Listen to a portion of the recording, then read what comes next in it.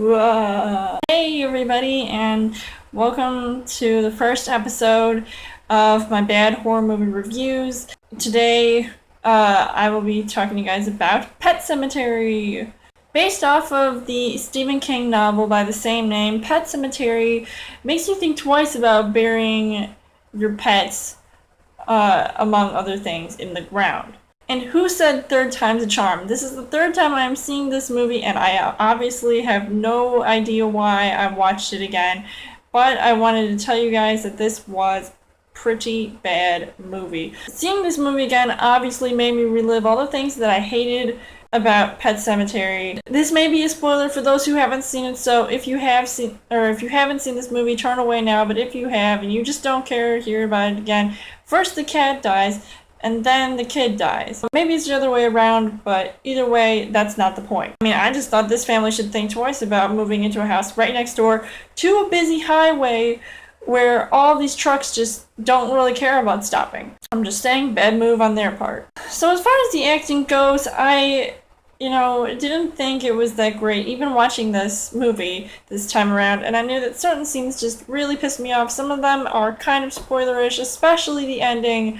So I'll just say, the worst part was definitely the end, and I just will never watch this movie again after that. Dale Midkiff plays the husband, Lewis, who with his wife, played by Denise Crosby, have this somewhat rocky relationship. They're kind of moving with their two kids, and things get seemingly better, but in this movie, I think it's safe to say, hide your kids, hide your wife, because creepy things are happening out here. One of the things that also I did not like about this movie was the fact the dialogue is just something that really irritated me about this movie. You have scenes where you've got the wife's backstory about something that happened to her in her childhood, and it just looked like it came out straight from the pages of the Stephen King novel, which I did not read. I had no idea that this was based off of a book. But obviously if it's Stephen King, you know that it's either going to suck or it's not. I mean, it was really creepy. Some parts I just could not watch because some of it was actually kind of creepy. It was actually almost disgusting and disturbing to watch, and I was just thinking, why am I still watching this movie? Why can't I just turn it off now when I'm still feeling safe in my house? But then you also have the husband, who's got some issues of his own. He's got a lot more screen time than any of the other actors, I'm presuming. And you see him losing his mind over watching his son die, and then coming back from the dead to a patient of his because he's a doctor.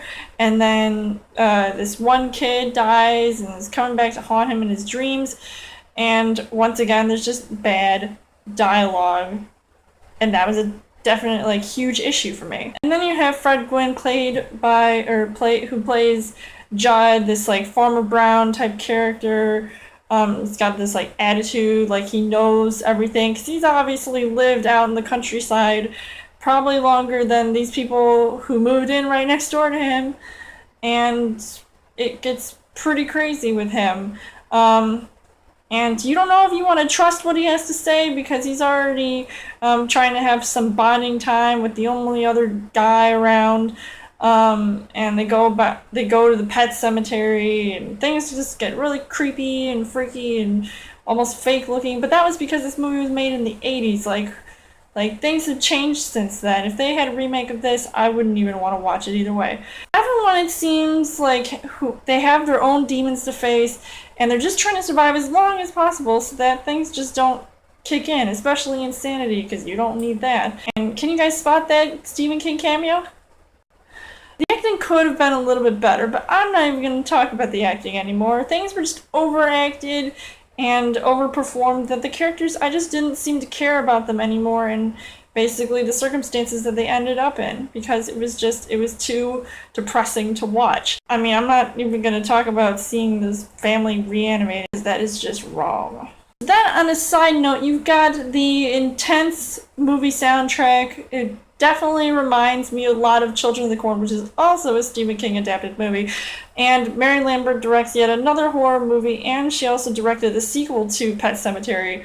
Maybe this is just not the best horror movie of 1989. Just saying. So overall, I would say the Pet Sematary isn't the greatest movie I've seen. I would probably rewatch it, but not for a long time because it was too dumb, and I feel like how many more times can I watch this movie unless I'm just really bored? But would I recommend this? Yes. Take a look at it.